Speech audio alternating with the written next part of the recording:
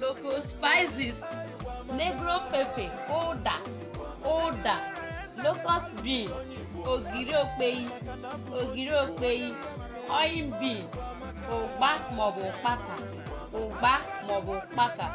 castor oil, ogiri, African nutmeg, ehuru, cloves, mkpụrụ nchara, ginger, ji akwara, African pepper leaf, ụzịza, garden egg, añara, bitter leaf, onugbu, ọkwụrụ, jute leaf, ahịhara, African spinach, inine, garden egg leaf, akwụkwọ añara, scent leaf, nchụanwụ, white spinach, ọkazị.